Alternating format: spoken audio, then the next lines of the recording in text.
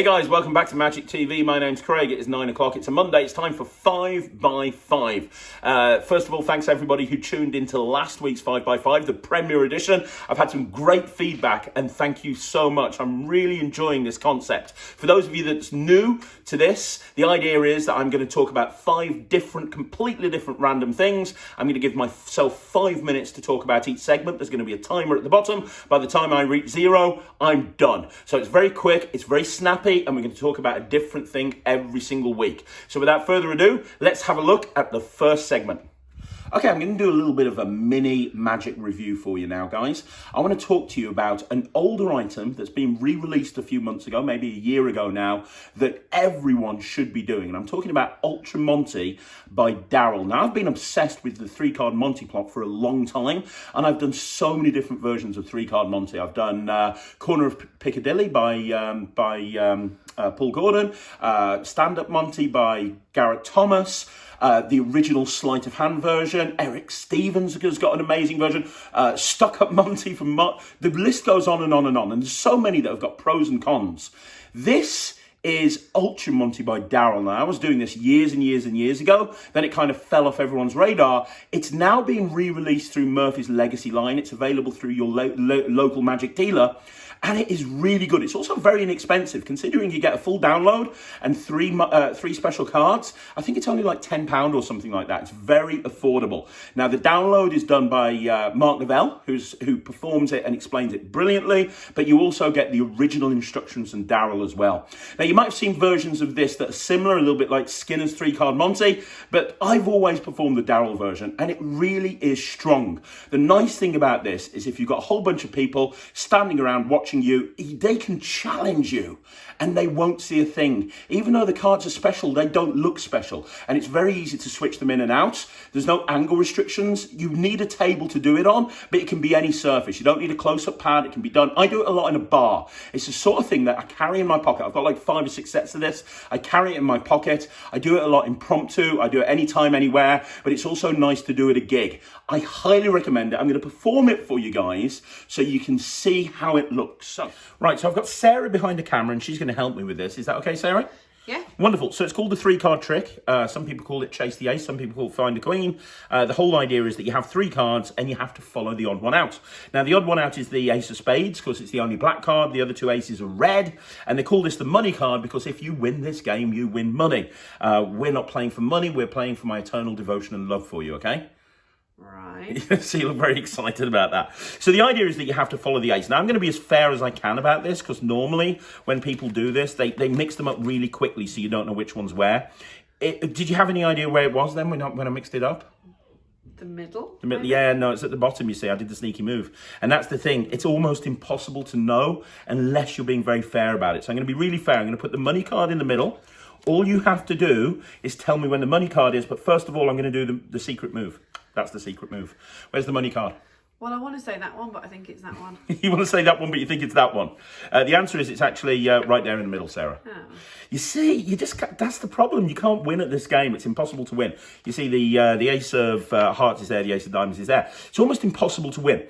And the reason you didn't win, you didn't know the secret. The secret is the ace is always going to be in the middle. Okay, right. So we're going to do it again. I'm not going to mix them up like that. I'm going to be very clean. I'm going to show you absolutely everything. Okay, so there it is. I'm going to show you everything. Do you see the ace? Yes. I'm going to go really slowly. I'm going to go as slowly as I possibly can. Look, watch. I'm going to show you absolutely everything. Okay, no move this time. Where's the ace? On that end. I told you. You've always got to look for the middle card because it's always going to be in the middle. Oh, whatever. Look, I'm going to make it easy for you. Whatever. I'm going to make it so easy, there's no way you can lose, okay? I'm going to do it one final time. I promise you, there's no way you're going to lose this. Not only because I'm not going to mix it up, but because I'm going to even the odds. Rather than because at the moment, you've got a 33% chance of winning because there's 3 cards. Mm-hmm. I'm going to eliminate the ace of diamonds. Right. So now you've got a 50% chance of winning, but then again, so have I. You got the ace of spades, the ace of hearts. All you have to do to win, I'm going to do it like this. Back like this and like this. Where is the money card? Right there. Is it my right hand or my left hand? I don't know now. The right. Middle one? The left hand? The middle one. My left hand. This Yes. one right here. I got to be honest, Sarah, you lost, but you would have lost with that one as well. You see, there's absolutely no way you can win because the money card was there the whole time, and that's why you never want to play cards with a magician. So there it is. There it is. Ultra Monte by Daryl. Honestly, guys, it is one of the best tricks available on the market right now, and it is literally only £10, $10, something like that. It's well worth buying. If you haven't bought it yet, go out and get yourself a set, learn it, perform it. The reactions are through the roof. It really is a great 3-card Monty, and if you have done it, let me know down below what you think. Right, so the other week, I got asked a question on this channel by Steve Dela, and he says, what is the best way of switching a deck in the middle of a performance? You know, what's the best way to switch a deck of cards? And you know what? It's a really good question. It's so good that I wanted to actually make it part of 5x5. So what I'm going to talk to you about today is the 3 best ways, in my opinion, that you can learn how to switch a deck of cards. Now, an honorable mention must go to just using the offbeat, just using misdirection. The amount of times I've switched a deck transitioning from one trick to another. So maybe I've done something with a deck of cards. I've done, maybe I've done just a regular card trick, and I go, actually, let me show you something with a coin. I'm holding the deck in my hand. Both hands go into my pockets to take out a coin or another prop. And as my hands go into my pockets, I switch the deck and I come back out and I put the deck on the side. And that's a great way of switching decks for a couple of reasons. The first reason is you have time misdirection. You don't immediately go into your pocket and then say, let me show you something else with this deck. You do something with the prop that you've pulled out. So there's time misdirection. So by the time that you go back to actually using that deck of cards, people feel like it's been there the whole time. The other thing about this, if you're going to do this, make sure you do it on the offbeat. Like I say, let me just show you something else. Offbeat's very important, as Guy Hollingworth said. But the other thing I'd say with this is when your hands go into your pockets, you don't want to just put your hands in your pockets for no reason. That's why you make the statement. Let me show you something else. Both hands go into the pocket. Bring the thing out first that you want them to focus on. So bring out the coin or the other prop that you're going to use, and then this hand comes out unnoticed and just puts the deck on the side. So that's your honourable mention. A lot of the time, in a real-world condition, that's the best way to switch a deck of cards. But if you're not going to do that, these are my top 3 ways of switching a deck in the real world conditions. Now, number three, you have Cold Case by Greg Wilson. This came out a little while ago. It comes with a really in-depth download. If you know Greg Wilson and you know his teaching style, he is a phenomenal magician, a phenomenal entertainer, and an unbelievable teacher of magic. He's one of my favorite lecturers, and he came up with a deck switch that can be done standing up anytime, anywhere. It kills. I remember when this first came out, I just watched the trailer over and over and again, and I was like, how is he switching a deck? How is that even possible? I don't even understand how this is possible. And a lot of people don't do this now, unfortunately. It was really in vogue. Like if you go on Penguin and you search Cold Case by Greg Wilson, you know, you can like create acts on Penguin. I think it's in like 80 people's acts and it's got like 50 reviews. It's a really popular product, but you don't see it used that much or even talked about that much these days. So in third place, Greg Wilson's Cold Case, very practical way of switching deck for a real world worker.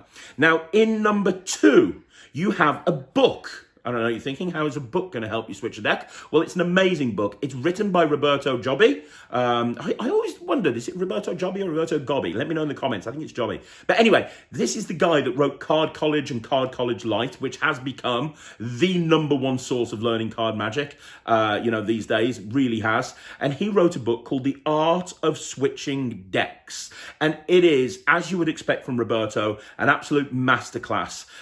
He's gone into depth about so many different ways of switching decks: standing up, sitting down, out of your pockets, out of a case, sleight of hand, non-sleight of hand. And just like with everything that Roberto does, it's not pipe dreams. It's actual real world working techniques for switching a deck of cards. Now, I know there's a lot of people out there that don't like books, but if you do not read this book, you are really missing out. If you are serious about wanting to learn how to actually switch decks in a real world condition, you want to get this book. It's unbelievable. unbelievable. And then the number one deck switching device of all time, in my opinion, is the Cooler by Christian Engbloom. Now, I remember being at the International Magic Convention, Ron's Day, many years ago with David Penn, when I did the Wizard product review with David Penn, and we were going around, and this is even before Vanishing Ink were a thing, right? And there was this stand, and I'm pretty sure Andy Glad was on the stand. It's the first time I've met Christian Engbloom, and he was doing this deck switch called the Cooler, and he was doing it over and over again, and me and Dave just looked at each other and we said, this is the best thing I've ever seen. It is the deck switch that I use. I use it in my Zoom shows, I use it in my virtual shows, I use it all the time. You need a table, but you just need a close-up mat or anything like that. You just put the deck down, you switch it, and so naturally. It fooled me over and over again. I remember immediately getting the money to give to Christian to buy this. The Cooler is the best deck switching device on the market. If you're serious, go buy it. So one of the most popular videos on our YouTube channel is the review show with Ryland, and a lot of people are really big fans of Ryland. And you know what? For every single person who's had great things to say about Ryland, I really appreciate it. He's been performing magic since he was 2 years old. I found a video of me actually showing him how to do a coin vanish at the age of 2. He's performing magic before he could even speak, and he loves it. He eats, breathes, and sleeps magic. Now, I've talked several times on several different videos about mine and Ryland's 2-person show, because when we're not in the middle of a pandemic, we do a 2-person show, which we've done on stage many times, had several bookings for it. And a lot of people have said, hey, can I see a section from the show?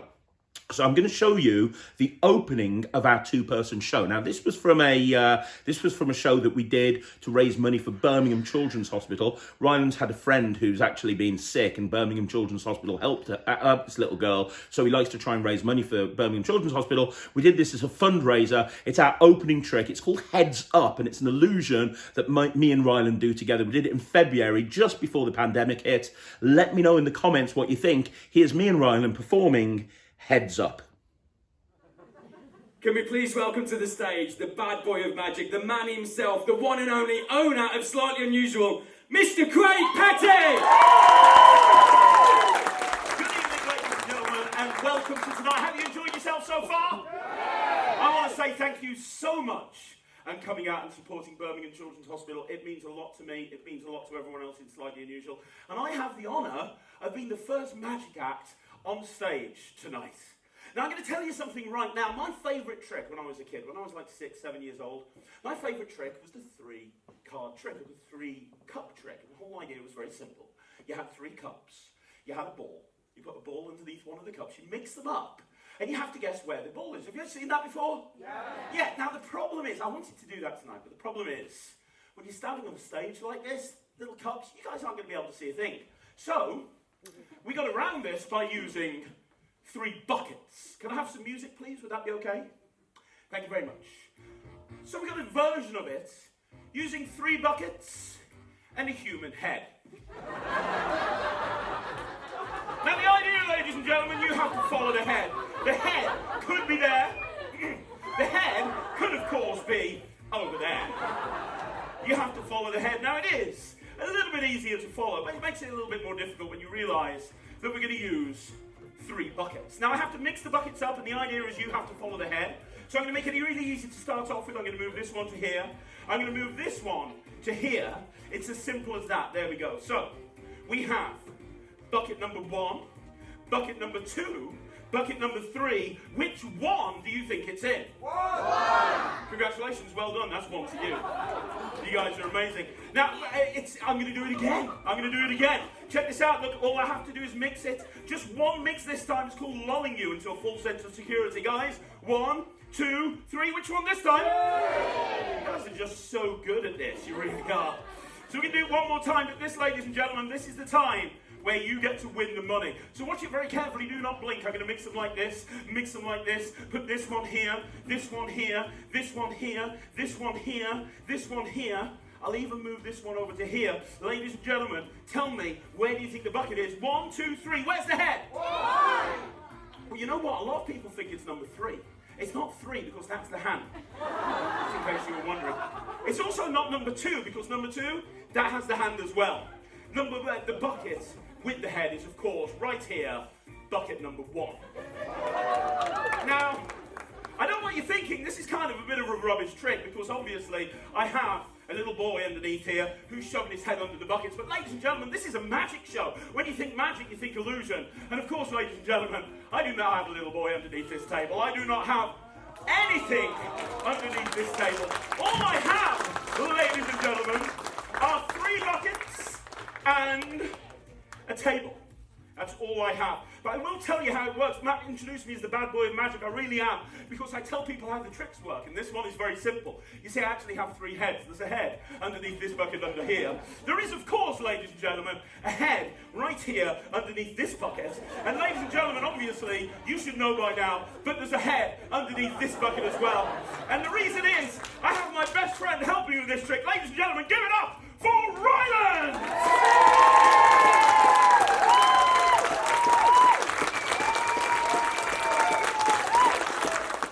Okay, guys, so what I want to talk to you about now is making a coin disappear. Now, everybody knows I don't really do tutorials on this channel. However, I get asked over and over again, how can I get into coin magic? What's the first thing that I should learn when I get into coin magic? How can I make my coin magic more deceptive? And I've talked about lots of DVDs and lots of books that you can read. But you know what the problem is? The problem with coin magic is... it's difficult. I'll be honest with you, it's difficult. The thing with card magic, you get instant gratification. You learn a card trick, you can immediately do it. You get self-working card tricks. You can go out and do 6 or 7 card tricks straight away with no skill. With coin magic, you have to learn to make a coin disappear. You have to learn how to palm a coin. Even when you're using a gimmick coin, you have to learn how to switch it in. You have to learn how to switch it out. So there's a very high barrier to entry. So a lot of less magicians do coin magic. And the first piece of advice I would give you is, if you want to learn how to do coin magic, start by making a coin disappear. Start by learning how to make a coin disappear and learn how to make it really deceptive. Now, there's lots of different ways of making a coin disappear. You know, you've got the classic finger palm vanish, you got the French drop, you've got the classic palm vanish, and then you've got more advanced techniques. You know, you've got retention passes, you've got himba passes, you've got sort of C palm or you know, JW grip or that sort of thing. Lots of different ways to make a coin disappear.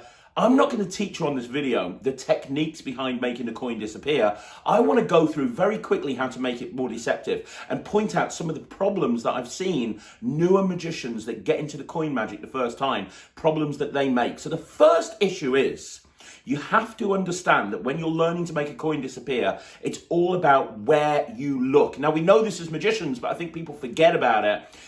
The audience will always look where you look. So let's say I'm making a coin disappear with a finger palm vanish. I have to look here. I have to look at where the coin is meant to be. That is going to make that coin vanish more deceptive. If I do this, it's not very deceptive because I'm looking somewhere else. I need to look at where the coin is. If I look over there, everyone else will look over there as well. It's classic misdirection. The audience will look where you look. Very important that you look over here, okay? Now, the second thing is, you have to understand that this hand needs to move out the way. When you look over here, this hand needs to move out the way, but it has to do it casually. If you do this, and I've seen a lot of magicians do this, where they move this hand out of the way because of magician's guilt. They're guilty. They feel guilty about having a coin hidden in their hand. If you do this and you bring your hand down, it draws attention to this hand. This hand only moves when the frame of action is shifted. Now, what I mean about frame of action, imagine you've got an invisible television screen in front of you. Everything inside that television screen, that's where people are focusing. So when I show the coin, people are focusing here.